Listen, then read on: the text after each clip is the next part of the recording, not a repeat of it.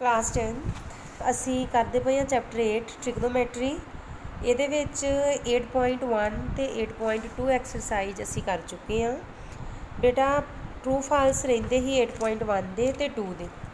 पहला मैं कराउन लगी हाँ एक्सरसाइज 8.1 का क्वेश्चन नंबर 11। ये की आ ये एक नंबर का क्वेश्चन बेटा बोर्ड के विच आउंदा आ दोनों 8.1 तो 8.2 के ट्रू फॉल्स विचों इन्हों देख लो इकट्ठे करवा रही हाँ।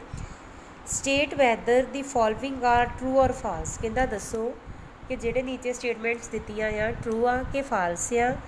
जस्टिफाई योर आंसर तो अपने आंसर नूं प्रूव भी करो कि किवें जे ट्रू आ तो क्यों ट्रू आ, जे फाल्स आ तो क्यों फाल्स आ। First is the value of tan a is always less than 1। कहता वैल्यू ऑफ tan a हमेशा 1 तो की हुंदी आ छोटी हुंदी है। ट्रू आ कि फाल्स आ। मैं तुहानूं कहा ही कि जेडे ट्रू फाल्स आ दोनों नाल रिलेट करते। देखो हुण tan दियां वैल्यूज़ वेख लो 0 तो 0, 30 तो 1√3 ठीक आ, 45 तो 1 ये भी 1 तो छोटी ये 1 आ, 60 तो √3 tan 60 कितना आ √3 तो √3 की वैल्यू बेटा कितनी हुंदी आ 1.732 विच इज़ ग्रेटर दैन 1। हाँ जी यदा मतलब ये की आ फाल्स क्यों क्योंकि tan 60 की वैल्यू जी 1 तो की आ वड्डी आ। समझ आया। इहदा सैकेंड पार्ट वेखो जी। एक मिनट सॉरी सैकेंड पार्ट की कह रहा सीकंट a इक्वल्स टू 12 और over 5। Secant a equal to 12 over 5 for some value of angle a। कहता किसी जगह पर जी सीकंट की वैल्यू आ वो 12 ओवर 5 हो सकती है। देखो 12 नूं 5 नाल डिवाइड करो कि आऊगा 12 5 2 10 2.4 कि आ गया जी 2.4 which is greater than 1। Which is greater than 1 ये कि बराबर है इनू इदा लिख सकते जे equals to 2.4 which is greater than 1 ठीक है। हुण अगे वेखो की कह रहा कहता सीकंट ए की वैल्यू हो सकती है। सीकंट दी वैल्यूज़ वेखो 1 2 ओवर √3 √2 2 तो नॉट डिफाइंड। नॉट डिफाइंड का मतलब नॉट डिफाइंड का मतलब कि इनफाइनाइट वैल्यू जिन्नी मर्जी हो सकती। यदा मतलब ਜਿਹੜੀਆਂ ਸਾਰੀਆਂ वैल्यूज़ आ वो की 1 तो ਵੱਡੀਆਂ इस करके की आ ट्रू। इसलिए ये की आ साडे कोल ट्रू। नैक्सट वेखो थर्ड की कह रहा cos A is the abbreviation used for the cosecant of angle A. Cos A no cosecant ठीक है। कॉस ए कहता कॉस ए नूं असीं कोसिकेंट ऑफ एंगल ए कहांगे। कॉस ए की हुंदा आ कोसाइन कोसाइन ए ठीक है। इस करके ये की आ फाल्स। ये भी की आ बेटा फाल्स ठीक है क्योंकि कॉस ए नूं असीं कोसिकेंट ए नहीं बोलांगे कोसाइन ए बोलांगे। Cot A is the product of cot and A ये भी फाल्स आ नो फाल्स क्यों क्योंकि बिकॉज द रीजन ये देना है कॉट ए इज़ कोटेंजेंट इत्थे होना cotangent of the angle A and the product of cot and not the. बस इन्ना ही रह दो बिकॉज कॉट ए की आ कोटेंजेंट ऑफ एंगल ए। ये नहीं आ कि जेकर कॉट ए आ तो दो चीज़ां नहीं आ कॉट मल्टीप्लाई ए नहीं आ ये की आ कोटेंजेंट एंगल ए ठीक है। अगे पंजवा वेखो साइन थीटा के बराबर आ 4 ओवर 3 ट्रू आ के फाल्स आ।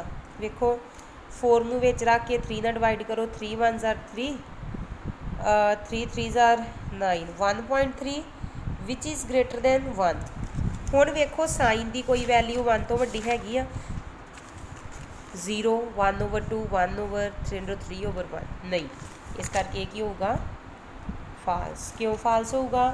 क्योंकि जिहड़ा साइन आ ओहदी वैल्यू 1 तो वड्डी नहीं। तो रीज़न भी लिख लो, because sine theta is always less than 1, because sin theta is always किया less than 1। ठीक है जी। अगे ये वाले जेडे ट्रू फॉल्स आ that are very very important from the point of view of examination. ये नाल ही मैं तुहानूं अगे करवा देन लगी हाँ 8.2 दे भी। 8.1 दे आपां सम कर चुके हैं। ਇਹਦਾ थर्ड सम रहिंदा ही, वो तुहानूं मैं बाद विच करवाऊँगी। ਇਹਦਾ ਪਹਿਲਾਂ फोर्थ वेख लो ट्रू फॉल्स वाला। 8.2 एक्सरसाइज 4th क्वेश्चन दा किहड़ा पार्ट? फस्ट। हाँ, कहंदा sine A plus B equal to sine A plus sine B. कहंदा दसो ट्रू आ के फॉल्स। ਇਹਦੇ ਵਿੱਚ ना ਅਸੀਂ की करांगे, वैल्यू ले लांगे अपने कोलों। मान लो साइन, मान लो ए लै लिया तुसीं 60 तो मान लो बी लै लिया तुसीं 30, अपने कोलों लै लिया। हुण लैफ्ट हैंड साइड च पुट करो, साइन 60 प्लस 30 कितना हो गया जी? साइन 90। साइन 90 किहदे बराबर हुंदा? 1 दे। ठीक है, हुण लै लो right hand side, sine 60 plus sine 30। Sine 60 कितना हुंदा है? हाँ जी, वैल्यू देखो, साइन 60 कितना हुंदा बेटा? √3/2 तो 30 कितना आ? 1/2। एलसीएम कितना आ गया? 2 √3 प्लस 1 कितना आ गया? √3 प्लस 1, विच इज़ ਇਹਦਾ मतलब left hand side is not equal to right hand side. ਇਹਦਾ मतलब एक ही अपने कोल फॉल्स, एक ही है साडे कोल फॉल्स। क्लीयर, समझ आया? हाँ जी। सैकेंड वेखो, the value of sine theta is increases as theta increases. कहंदा जदों जदों थीटा की वैल्यू वधदी जाती है, कहंदा साइन थीटा वधी जाता है जदों जदों थीटा की वैल्यू वधी जाती है। साइन पहला 0 फिर 1/2 फिर 1/√2 फिर √3/2 फिर 1 वधी जा रही ना थीटा की वैल्यू। ਇਹਦਾ आंसर की लिखोगे? ट्रू। बिकॉज इत्थे सारा लिख दोगे, साइन 0 0, साइन 30 1/2, साइन 45 वैल्यू वधी जा रही है। क्लीयर, ये तुसीं लिख लेना ਇਹਦਾ reason same. The value of cos theta increases. कहता कॉस थीटा की जी वैल्यू वो इनक्रीज़ हो रही है। देखो पहला 1 फिर √3/2 लैस दैन 1 1/2 लैस दैन ये नहीं, ये डिक्रीज़ हो रही है ना। कॉस थीटा की वैल्यू डिक्रीज़ हो रही है ना। ਇਹਦਾ आंसर की लिखोगे? फॉल्स। क्यों? Because the value of cos theta decreases as theta increases. ना रीज़न दे देना कॉस 0 1, कॉस 30, कॉस 45 60 तो 90। क्लीयर जी, ये तो ही रीज़न आपे लिख देने। Sine theta equal to cos theta for all values of theta. कहता सारिया वैल्यू साइन तो कॉस दियाँ इक्वल आ। इक्वल आ? नहीं, फॉल्स। ਇਹਦਾ आंसर भी लिखोगे? फॉल्स। बिकॉज नाल लिख दो, sine 0 0, sine cos 0 1, sine 30 1/2, cos 30 √3/2। ठीक है, इन्हां दी सारिया वैल्यूज़ लिख के कंपैरिजन कर देना नाल ही। Cot A is not defined for A equal to 0। दसो ट्रू आ के फॉल्स आ? ट्रू। कॉट ए कहता नॉट डिफाइंड आ जो ए की वैल्यू कितनी आ? 0, मतलब थीटा 0। हाँ जी, आ गया? यस। हाँ जी, ਇਹਦਾ आंसर की लिखोगे जी? ट्रू। ਇਹਦਾ आंसर की लिखोगे? ट्रू। ਇਹ ही ट्रू फॉल्स। ठीक आ, ਇਹਨਾਂ ਨੂੰ बेटा चंगे तरीके नाल कर लेना तुसीं। ਇਹ पेपर ਦੇ ਵਿੱਚ 1 मार्क्स का क्वेश्चन आना ही आना है। क्लीयर जी? हाँ जी।